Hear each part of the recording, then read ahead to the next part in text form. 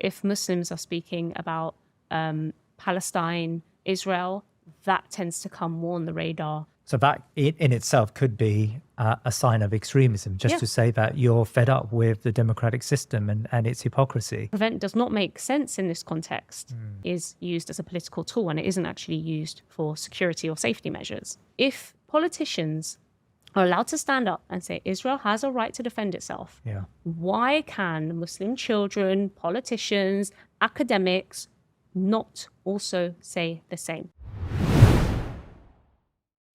The anger we feel from Israel's continued barbarous shelling of Gaza cannot be put into words. The impunity with which it acts and the green light given by the West just reminds us that the so-called rules-based order is set up to serve them. With all this in mind, young people in particular are being reminded daily that Palestinian activism is viewed with suspicion by education authorities across the UK.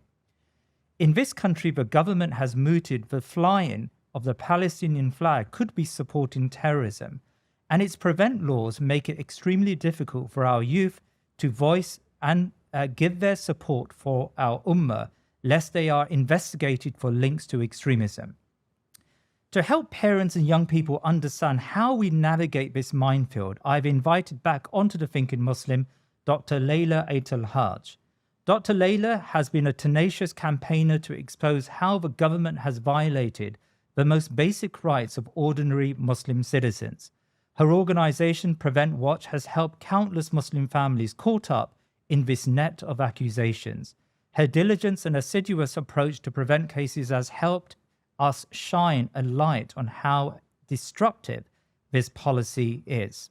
Dr. Layla Aitlhadj, Assalamu alaikum wa rahmatullah, and welcome back to the Thinking Muslim. Walaikum salam. Thanks for having me back on. Now, Dr. Layla, it's a very raw time for all of us. And yesterday we saw the bombing of the hospital in Gaza. And like you, I suspect we've all just been glued to the TV screens and to our phones. And in particular, young people are pretty angry with what's going on and the injustice they feel. You're a parent, and you know that our youngsters feel not only that there is a great injustice, but also that the system doesn't allow them to voice that injustice. And that's what I want to explore today. But let's just start with that anger young people feel. There is an inclination as parents to say to our young people, look, it's better you stay silent. It's better that you keep your politics away from, say, your schools, because your school teachers are going to misinterpret that and see it as a form of extremism. Is that the right advice to give to our youngsters? Well, I think firstly we have to just recognize that self-censorship has just become the norm for Muslims across the board, whether it's, Palestinian solidarity or any other form of religious or political expression. We do see a lot of self-censorship. There have been numerous reports that we see, and we have people who contact the Prevent Watch helpline. And one of the things they say is that, they're afraid to speak about certain things. With regards to what's happening at the moment, yes, people are afraid. They're angry, but they're also worried. I think many parents are worried, and we've had people ask us, what should I do? I'm worried that my child is going to say this. I don't think that is the right approach to self-censor. And in fact, just recently, a few days ago, we received a new case where this censorship reinforced the justification for a Prevent referral. Really? So a young child in primary school was referred to Prevent. And when the head teacher approached the parent and spoke to the parent about what the young child had said, the parent reacted and said, well, oh gosh, I always say to them not to have these conversations outside of the home. That was seen by the teacher as a justification, like, oh, so what conversations are being had at home then, rather than accepting the reality that is the reality of Muslims, is that they self-censor. Yeah. But instead they saw that as an additional suspicion, like, okay, so what are these conversations that you must be having at home? Right. So I don't think that's the right approach. I think that can backfire. And also it means that our children will end up going into school, treading on eggshells and not really understanding how to participate. Which will mean that they don't participate at all. And again, that's a risk factor. So if children are withdrawn, if children are seen to not want to participate in discussions, that itself is seen as suspicious, because then it's like, well, what conversations are being had? You know, what do you really think or feel about this? I remember my daughter coming home one day, actually, from primary school, telling me that they had this moment of reflection that they would have every day, or maybe it was every week, and they would have to say how they felt. So they go around and say, how are you feeling today? How are you feeling today? And one day my daughter came home, she was like, Mommy, I told her I was feeling happy, but she said it's not good enough. I need to explain more how I feel. Like, this is a young child in primary school. Yes. So, you know, trying to extract how they're feeling, what they're thinking is already complicated, whether they're at primary school or secondary school. And asking them to censor what they don't truly and fully understand, I think, is going to cause more problems. I mean, how widespread do you think is this self-censorship from your reading of young people and how we interact with wider society? I think the censorship is less on the young people and more on the older generation. Really? I think you can see that across the board in terms of social media posts, what people are posting, how people feel. It tends to be the older generation. And unfortunately, I think it's my age that falls into that older generation. So it's the older generation who are telling their children to be more careful. However, you still see this in university students. I mean, there was a recent study which was about Islamophobia on campus. Islam on campus, it was supposed to be. It touched on Islamophobia on campus, but Prevent kept coming up. And Prevent was seen to be on the minds of all of these students. Right. We had a UN rapporteur come and visit the year before last. And he was here again to explore Islamophobia, speaking to different organizations. And every organization mentioned Prevent. And so then he ended up inviting Prevent Watch to speak to them, because he said, well, I have to understand now about Prevent because this keeps on coming up. So I think it is very widespread. It's documented as being widespread. Yeah. I believe it is happening at the moment. I actually got a message just this morning saying somebody's warned me about my WhatsApp status and said, you're talking too much about the situation. They wouldn't even say the word via WhatsApp. Yeah. You know, and how do we stop this from happening? I don't understand. You made reference there to Prevent. Can you explain that for our international viewers in particular who may not know what Prevent is in the British context? So Prevent is one arm of the UK's counterterrorism strategy. It is a pre-criminal arm. So it's basically looking at ideas and thoughts and beliefs that are supposed to make a person more vulnerable to being drawn into radicalization. It's supposed to, the objective of Prevent is to stop people from being drawn into terrorism, but it uses terms like radicalization to try and describe it as if it's like a process. You know, there is a process where somebody might have a thought and belief, and then at some point they become more and more radicalized, and that could draw them later on down the line into terrorism. A lot of people from around the world might recognize Prevent in the form of countering violent extremism or preventing violent extremism, depending on whereabouts in the world they are. But the UK Prevent strategy is pretty much a best practice model that has been applied across different countries across the globe. And so how does it work? Just remind us. I know we had a conversation about this a few months back, but how does it work and how broad is it applied? So all public sector workers have a duty to report any signs of radicalization. So to report anyone that they think might be vulnerable to being drawn into terrorism. Right. So that is a duty that's placed upon them. So that's teachers, doctors, nurses. We also see private sector, although it's not a duty on them, we also see them taking part in this. So you have companies. Companies, staff from Boots to McDonald's to Marks and Spencer's, you know, their staff are trained up in terms of how to spot signs of radicalization. Right. And these signs are really ambiguous. I mean, they're signs that, this is why it's particularly dangerous for the younger groups, is that younger age groups, is there signs like, you know, a transitional period, going through a transitional period, you know, wanting a sense of belonging, you know, just changes in mood, things like that, that actually, you know, especially if you have young teenage children, you understand that that is a daily reality for them. So, you know, these signs of radicalization are supposed to be reported. So when a teacher, for example, and we get a lot of our cases from the education sector, and actually a third of Prevent referrals come from the education sector. So a teacher might, you know, be having a conversation with the class, child says something, they think it's a bit suspicious or unusual, and this tends to happen to Muslim children. So they will flag it up and go and speak to the designated safeguarding lead or someone more senior, and they will decide that, yeah, you know what, we need to make a referral to Prevent. They'll fill out a Prevent form, what the concern was, and that will be vetted by a counterterrorism officer. Right. A police who's officer. A police officer, Right. but within counterterrorism. So it's not just Wow. any PC plod. We're talking about somebody who is a counterterrorism officer, because that's going into prevent now, right? And they will then decide whether or not they think it's a misinformed referral or if it's something that they need to follow up. And in most cases, they do follow up. Right. And when it involves a child, it involves social services as well. So you'll have a prevent officer potentially going to visit the home or wanting to speak to the parents and the child, and you'll also have social services, even if the family is not known to social services prior, coming and saying, oh, we want to do an assessment because we think your child might be at risk of harm.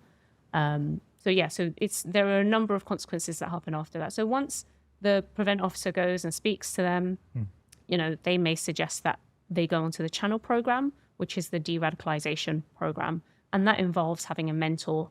And most people either say, no, they don't want a mentor and they don't want to take part in it because it's completely voluntary, or it's supposed to be voluntary, although we have a number of reports where people are being coerced into accepting this. Right. And if they do accept it, then ultimately the mentor might meet with them, have a chat, take them out. Maybe they'll go to like a youth service or something. So it looks different in each scenario, but that's a typical kind of case. And you said it was voluntary to engage with channel, but is it compulsory to engage with the prevent officer when they come to your door? No, it's Right. not.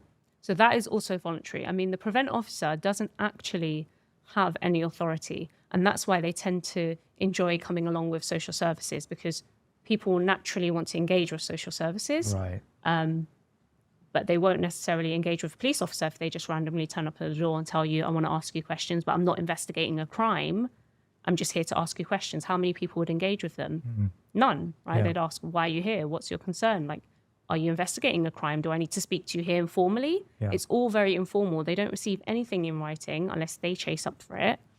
So it's it just feels very informal. You say to them, okay, should I get legal advice? They also take that as a sign of extremism. So we've had in writing responses back from social services and from Prevent saying, the fact that you're even asking to go and speak to a lawyer to seek advice, is a sign of extremism.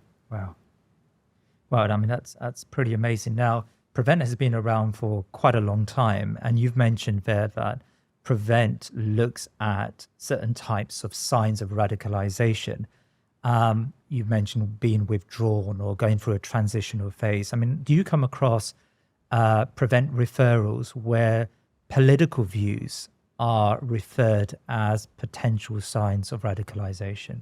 Absolutely. So people have been referred for social media posts, and many of these posts can be political, and particularly we're talking about a certain type of politics. Right. So if Muslims are speaking about Palestine, Israel, that tends to come more on the radar than any other kind of form of political expression. Really? And with the recent recommendations by Shawcross to say, refocus it back on Islamist extremism, basically Muslims are under radar, and anything that is seen to be a Muslim grievance or a sign of political expression by Muslims that doesn't fit the status quo and the type of political expression that the government is pushing or wants to see can be referred to Prevent.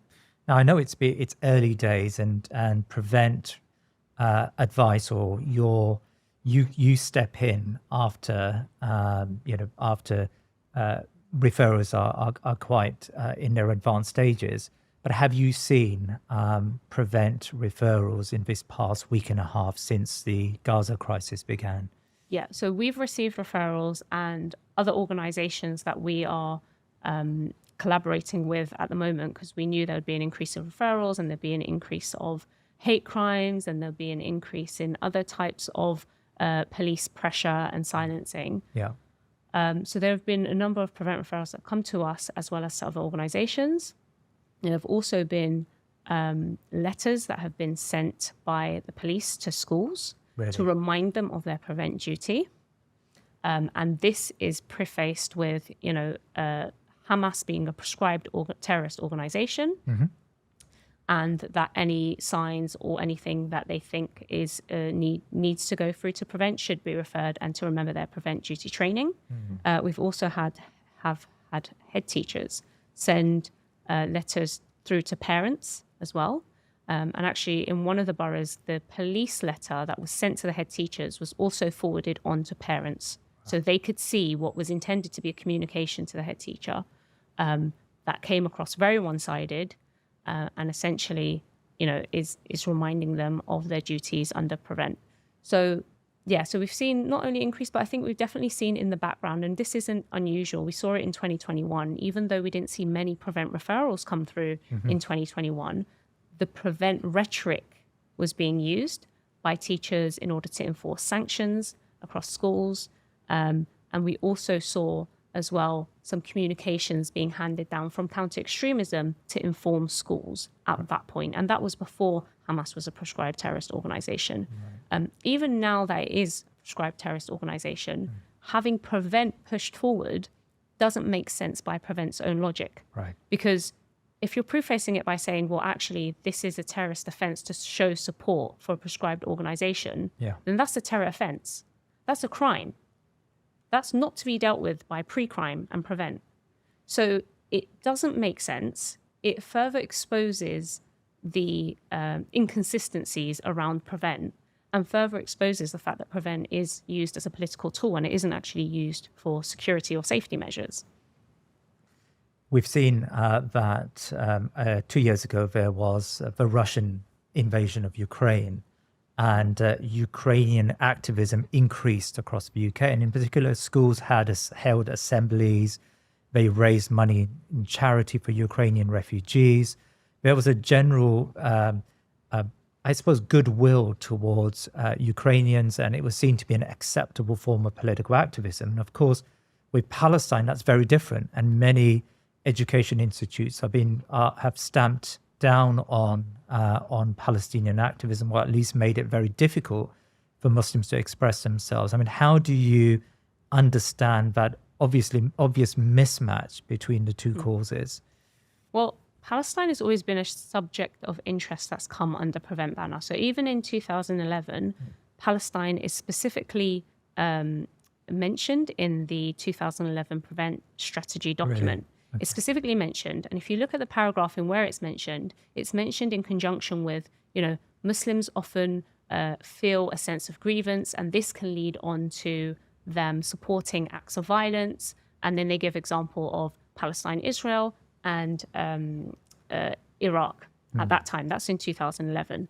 Again, in 2011, Michael Gove, who's best known for completely ruining the education in this country, was then education secretary. And in 2011, he actually banned workshops that were specifically for illustrating some of the Palestinian literature and human rights. So there was various workshops that were happening in this festival, and he banned that from happening. Specifically, like there hasn't been any ban of anything else, but that was banned. So he also has a big role to play in terms of the new face of Prevent. There were numerous conversations just before Shawcross had published his report and his recommendations. And if you remember, just last year, there was a conversation about how far that report should go and whether or not it should name various organizations. And I believe that the legal advice coming back from within government was actually, you're going to be done for libel if you do that. Absolutely. And he was one of the people pushing for that. And he is now ahead of, Leveling Up, Department for Leveling Up, which also has a role in what the new Prevent strategy looks like. So he's a very key figure, and he's shown his colours even back in 2011 when it comes to Palestine. And I think when it comes to Ukraine, Russia, because there wasn't an obvious, Muslim involvement there. In fact, I had one Prevent referral that I can think of. There's one Prevent referral I can think of that did include Russia, mention of Russia in terms of Ukraine and Russia. Right. So it was pro-Russian. It was a pro-Russian, and it was a young Palestinian boy. Oh, wow. It was a young Palestinian boy, and he said, I like Russia. And that was seen as cause for concern, and it made up part of the reasons why he was referred to Prevent. But there wasn't a Muslim angle there. And in fact, there were people who were going and traveling to go and fight for Ukraine, and that wasn't seen as an issue. Right. There are people who go and travel to fight for the IDF. That isn't seen as an issue. Right. And I think it was the day before yesterday, there was a Muslim doctor who is in Gaza, Yeah. and his family's been harassed by counterterrorism officers. So there is a duplicity there. There is a hypocrisy. Everyone sees it. It's very, very obvious. And it is clearly targeted towards the Muslim community. And so when they speak about perceived grievance, it's really insulting because it's not perceived. It is very, very real. This may sound like a very controversial question, but do you blame people for being radicalized as a result of what they see on their TV screens and what they see on social media? I mean, it depends on what we think of in terms of radicalization. Like, what is radicalization? Obviously, the term is very heavy and loaded in a political sense to be something very negative. But, you know, somebody could be radicalized to act and take action and be more active and be more vocal and try to make change. Right. So it could be quite a positive radicalization, even though it might not look so positive in terms of the government stance, because it's going to be an additional pain for them, right, for somebody to call them out. But I think the fact that people are seeing what they are seeing day in, day out, they're seeing the attacks, they're seeing the bombs in Gaza, they're seeing what's happening in Palestine, they're seeing the silencing when they try to speak up, and they're seeing the response of this government, which is flying in the face of anything to do with international law or otherwise, or any kind of moral standards. When they see all of that, I think it's very difficult not to further alienate them and to further make them feel that, you know, they are not wanted within this society. And this was a warning that was given by the UN rapporteur about 7 or 8 years ago. Really? That actually Prevent itself could be causing the same thing that we're trying to prevent via Prevent, which is the radicalization of communities, even though I don't necessarily want to use that word because of what it's, you know, associated with in terms of how it's used. But, you know, we've discussed it here. But yeah, it's definitely something that can cause people to further mistrust. And we have seen that. We have had reports of that. I had a young boy who was referred to Prevent. He's about 14 years old. And the parents said he now hates, he now hates the police. He hates authority and he absolutely cannot trust them. Right. We had another boy as well who really did want to seek professional help for his mental health issues. Didn't want to see anyone from the NHS, and they had to go private to get that counselling because they could not trust that going to any type of support service wouldn't mean that then their child could potentially be referred again. Or, any of his thought. How are you open when you're trying to seek support for mental health services when actually having a mental health issue is also a risk factor for Prevent? I mean, I've noticed in the past couple of weeks, there is a feeling within the Muslim community that, not of hopelessness. I mean, I see a lot of optimism and a lot of good quality activism. There is a feeling that the system completely, comprehensively just does not serve them. And I think that's even more clearer when we see the main political parties giving a complete, comprehensive backing to the state of Israel. I mean, do you fear that, in particular for young people, the inability to show their anger and their frustrations in a civil way, that's going to cause greater problems in the future? I think so far it has been very civil. So when you're saying to people, you cannot wear a flag or you cannot chant from the river to the sea, right, or, even though there is not a criminal offense associated with that at the moment, and the police have made clear that, wearing the Palestinian flag or, saying these chants technically isn't an offense unless you're doing it on purpose to harass a particular community. Yeah. But it can be. Right.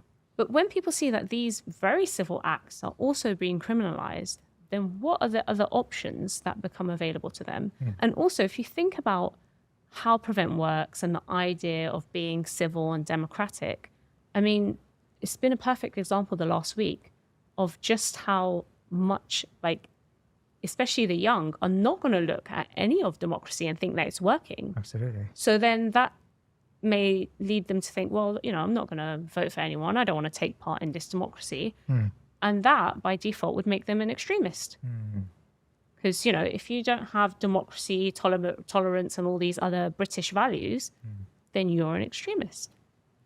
So that in itself could be a sign of extremism, just Yeah. to say that you're fed up with the democratic system and its hypocrisy. Well, it's been used to justify against being extremist. Right. So to say, oh, I'm democratic and I vote, and this is used as part of the argument to suggest that they're not extremists. So therefore, the converse also applies. I mean, Dr. Layla, what's the implication of being put onto this prevent system? I think we spoke about it briefly last time, but so you said prevent is voluntary, and one may not engage and choose not to engage with the prevent system, and the authorities can't coerce you into that engagement. But is there a long-term implication for a young person who's referred to prevent?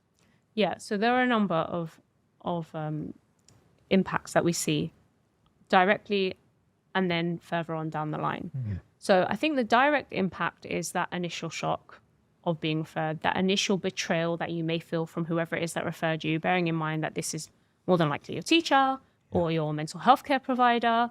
This is someone that you work with in close proximity, especially as a young adult or as a child. So I think there is that initial mistrust and that initial tension in that environment of school or healthcare, wherever it is you've been referred from. There's also you've been accused, essentially, although it's not a crime, and they say, oh, no, prevent isn't a crime, it doesn't go on your record. But you have been accused of something. Right. And in fact, you've been accused of one of the worst offenses. It's like, you are potentially the future terrorist. Like, that is a really horrible accusation to make for someone who's made a comment as a child or has demonstrated a level of activism that they thought they would be commended for, or written an essay that has then later on been said, well, actually, I'm not sure about your essay because you're a bit too critical. We've had people who are reading up on history books and then the prevent referrer includes that, oh, actually, they're reading about history books that might not be appropriate for their age. Right. In any other context, you would say, oh, they're reading at a level above their age. Absolutely. That would be a positive thing. Yeah. But not in this case. So I think those are some of the direct impacts that we see, is just that initial frustration and upset, that betrayal, mistrust. We've also had direct consequences of, one child who was questioned, because that whole questioning can be extremely traumatic. So we've had children questioned by themselves without parents, without other adults in the room. That can be extremely traumatic. We had one girl who started wetting the bed. She was a teenage girl, started wetting the bed after that. She thought, she was going to end up going to jail or something. We've also had a parent who basically, it's been about 4 or 5 years now since her referral. She had officers banging on her door, 2 prevent officers and a social worker banging on the door of a very quiet street. Now, I don't usually meet my clients. Usually it's on the phone. But I did go and follow up with this client a couple of years after the prevent referral. Right. When I got to her door, my hair stood on end because it's such a quiet suburban street. And I was just in my mind thinking, oh my God, I've heard the audio where these officers are banging on her door and they're threatening to send in armed officers to break the door down. Because they're saying to her, if you're not going to comply, we're going to send in uniformed officers to break this door down, right? And I was just looking around and I was thinking, every single neighbor heard that. This street is not, you're not in the built-up neighborhood where, oh yeah, it's just police officers knocking on someone's door. Yeah. Everyone would have heard that. So she, to this day, is still extremely traumatized by that. Because her child's data was shared with a medical professional about what happened when the children were referred to prevent, several years later, her child was actually in intensive care and they were trying to follow up and they asked if they could run some DNA tests. And she was terrified. She didn't know why they wanted to run those DNA tests. And so in her mind, she was thinking, well, do they just want my DNA? Is this a further profiling and a further way of them obtaining data? So there's a lot of different ways in which it can impact someone. But ultimately, when you are referred to prevent, although it is voluntary, your data stays, even if there's no further action, even if they realize it's a misinformed referral, your data stays on the police database, across a number of databases actually, but on a police database, even as a child, your data is stored alongside an adult who's committed a criminal offense. Wow. There's no distinction. And it is on that database for a minimum of 6 years. Okay. And then at 6 years, it is reviewed. Okay, I don't know about you, but I went to my local police station actually for an incident that occurred only last month. And there wasn't a single police officer in the station. I was waiting at reception for like 20 minutes. Yes. Okay. So I don't believe for a second that the thousands of referrals that happen every year are being reviewed every 6 years, because that is not priority. Right. Okay. Firstly, so I don't believe that for a second. And secondly, what is the criteria for keeping it beyond 6 years? Because ultimately it's being stored under what is potentially someone who is going to go on to commit a terrorist offense. Yeah. If you believe in the prevent logic, how it works. Yeah. And so if it's under that category, it can be stored for 100 years.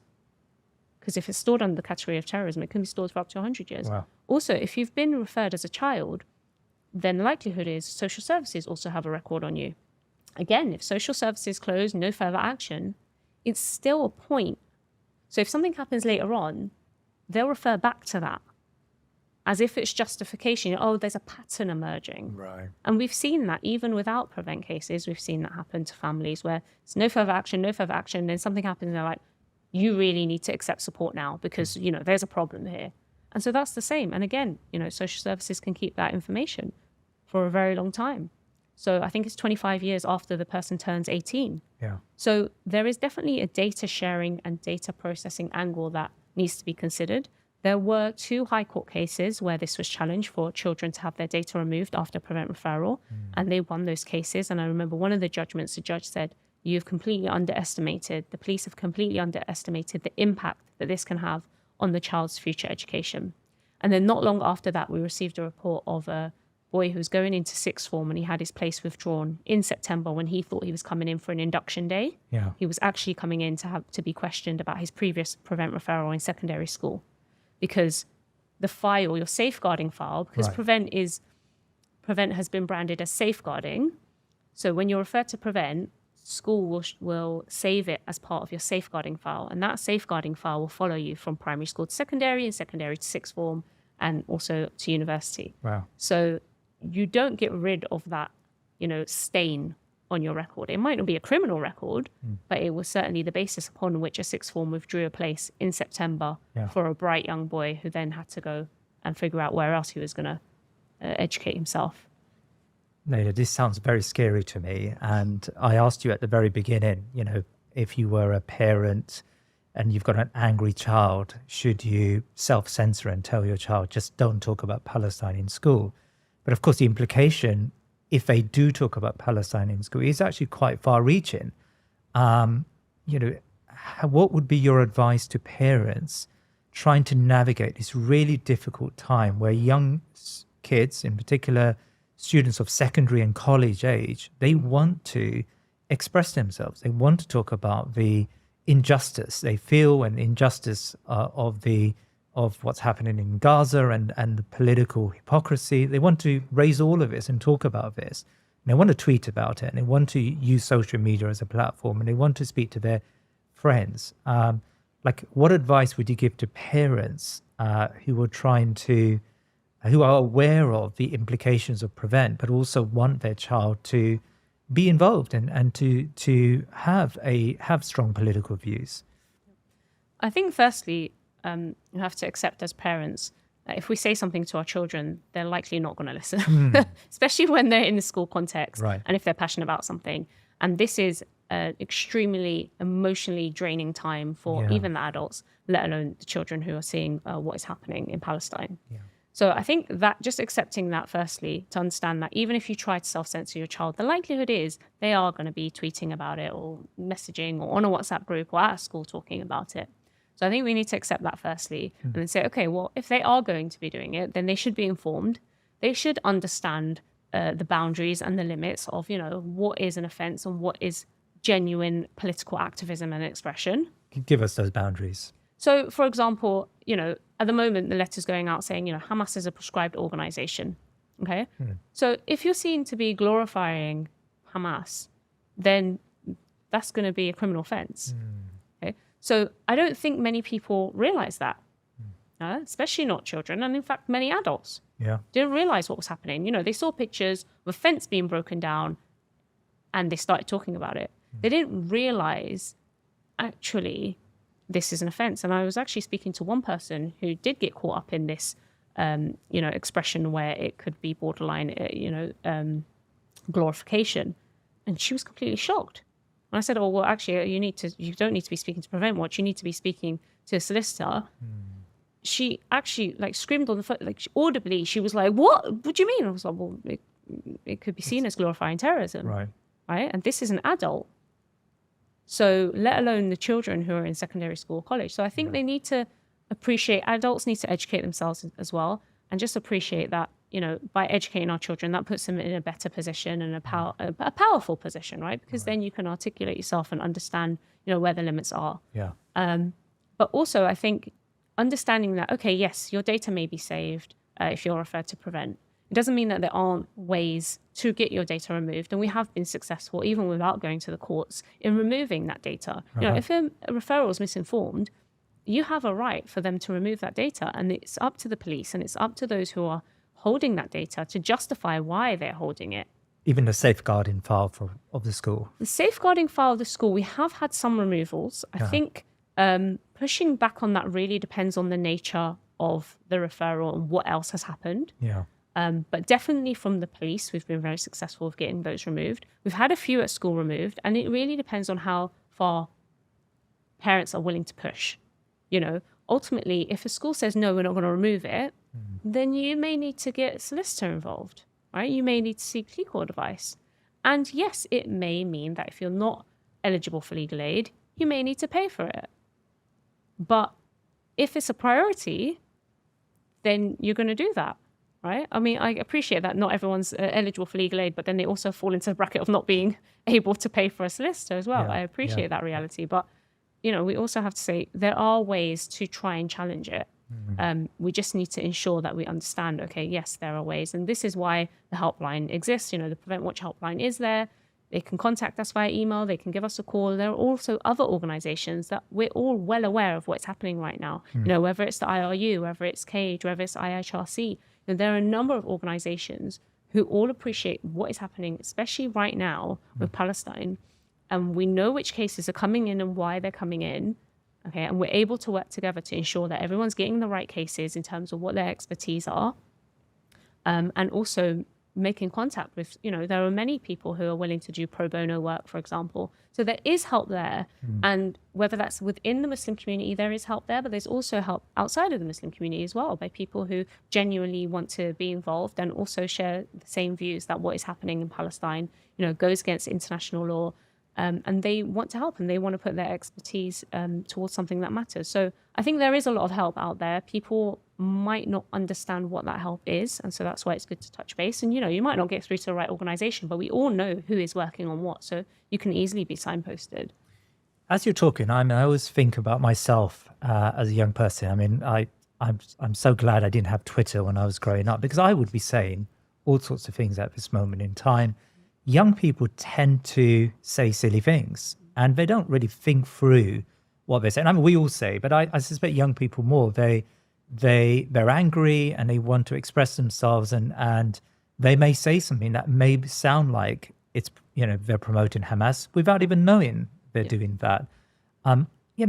Does Prevent take into account that young people across the board, whether they're Muslim or not Muslim, and I used to be a teacher, and some young people in my class say outrageous things, but you sort of realize, okay, they're young people, and next week they're going to have a completely opposite opinion, and that's just growing up. Yeah. Does Prevent take that into account?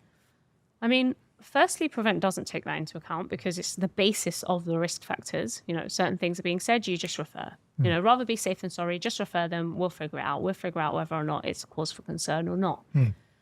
Secondly, like I said previously, Prevent in this context doesn't really apply that much. And if they try to apply Prevent, they're just going to look really silly. So I'm not sure how many Prevent referrals we will see by the end of the month, bona fide Prevent referrals, where the referral is made to Prevent and Prevent decide to follow it up. Yeah. I think there's going to be a lot of referrals made to Prevent in the first instance, with teachers just going, right, I'm just going to refer because students said this, I'm just going to refer. Yeah. But I don't think many of those would be picked up by Prevent. I think they had a lot of, they had quite a bad experience, I think, quite a few years ago when there was a case in Luton with a child who wore the Palestinian Bracelet. bracelet Yeah. was referred, and they just looked really, really bad for getting involved in that case. Wow. Tried to deny that they were involved in that case, and then didn't really touch anything publicly after that when it came to Palestine. So it was all very much behind the scenes, sending advice to schools and stuff like that. They didn't actively try to push back very openly on another case that involved Palestine. They were definitely there and made sure, like I said, in 2021, we know 100% that they were sending messages via the counter-extremism unit. So they were sending messages through to schools in terms of how to deal with students, but it didn't happen. And I think Prevent isn't going to get that involved in any of these cases. And what we will potentially see are a lot of test cases if people are willing to follow them through, where, like you said, people might say things about, the right of Palestinians to resist, right? Well, what does that mean? What does resist mean? Yeah. Right?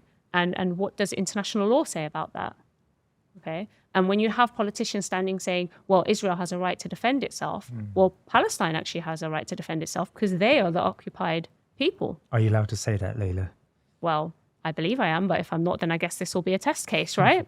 And it won't be a test case for Prevent. It will be a criminal test case. Right. Okay, so it won't be within the realms of Prevent. Right. If a Prevent say, oh, you said this, well, okay, what does that mean? Does that mean later on, or does that mean I actually committed an offense? Right.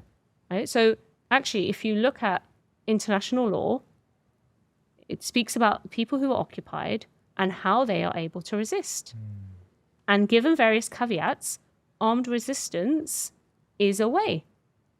This is what I've read according to international law. So if politicians are allowed to stand up and say Israel has a right to defend itself, why can Muslim children, politicians, academics not also say the same? Why can they not also say the same without it being implied that actually they're supporting a terrorist organization? Yeah, that's a very good point. I mean, tell me about Prevent Watch. Do you charge for your services when someone contacts you? How do you organize? So it's a free helpline. It's a free service. We offer support and guidance, and each case is very, very different. We might signpost them to other expertise if those expertise are, more in line. So, for example, if it's a case where someone's been suspended or excluded, then we know there are other organizations out there that specifically deal with this. Right. And as much as possible, we try to signpost, if we do need to signpost, to other organizations that don't charge. And we do have solicitors on board and barristers on board who are willing to give a degree of advice, and a lot of that is pro bono, but not all of it is. Obviously, it depends. You can't expect that a case is going to go forward and it's going to be challenged, and nobody's going to get paid, because it's not necessarily the case that every solicitor is going to spend hours on that, and the barrister is also going to be included in that. But yeah, a lot of the time, our clients are able to receive advice from legal teams as well as any other support and guidance that they need, and all of that is completely confidential, completely free. And the helpline is really easy to get through to. So how are you funded? I mean, how do you? We're funded through the community. Okay. So we do. Recently, we got one charitable donation, one donation from a charity, but otherwise we're completely community funded, and we have been for the last 8 years of our existence. Right. So yeah, we rely on community donations. We rely on people just saying, okay, this is a great cause, I'm going to donate, and go to our website and donate. Sometimes clients who, are able to donate say, actually, I want to donate to you. But that has nothing to do with the service, that they get at the end of the day. It's all the same. But yeah, that's how we're funded. And I mean, I think if you look at even the way organizations are funded, and that includes Prevent Watch, this fear and this censoring extends not just from, it's not just about speech and expression. It's about who you're associated with. Right. And so I think a lot of organizations ultimately feel that strain that, people might be afraid to support them financially. And I think we see that year in, year out as organizations are empowered to speak about different subjects.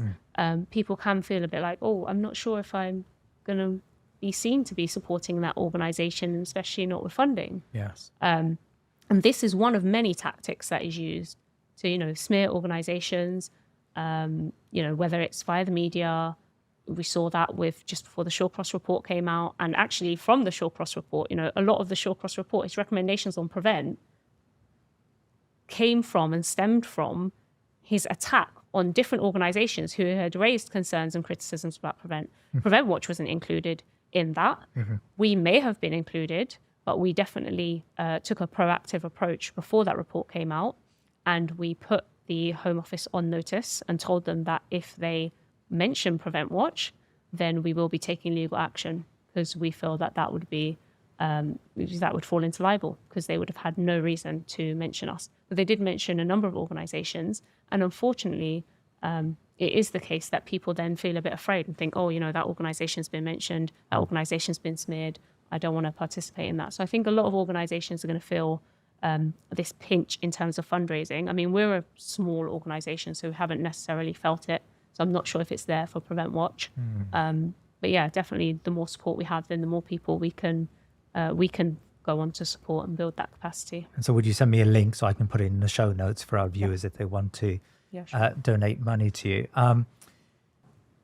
Dr. Layla, if a 16-year-old came to you, I don't know, he's just started college and or she's just started college and wants to get involved with activism and wants to get people to the demonstration on the weekend, wants to wear a Palestinian flag or a Palestinian scarf, and just wants to create awareness about what's happening in Gaza. You know, with all that you've said, maybe their parents have taken them aside and said, look, you know, it's not worth being too outspoken. They know about the Prevent environment. They've got a hostile environment already in school, and many schools are banning even Islamic charities from collecting money. What would be your advice? What advice would you give to that young person? I mean, firstly, I think they need to understand what their rights are. So, you know, they need to understand that distinction between what really is classed as extremism or terrorism. You know, freedom of expression, that's not extremism. Even if somebody tries to make it extremism, it's not. Yeah. It's a bit like Suella Braverman saying, you know, wearing a flag, I think that needs to be a problem, and I'm going to speak to the police about it, and chanting from the river to the sea. Like, she can say it all she wants. But ultimately, the police also need to follow the letter of the law. And so, you know, unless she wants to push something through as legislation, which could equally happen. I mean, counterterrorism legislation has been increasing year on year for the last 20 years. Then it's not going to happen. And when you push back and you come down to it, actually, it's about what is right and what is law and what isn't. So, you know, you have the right to express yourself. You have the right to protest.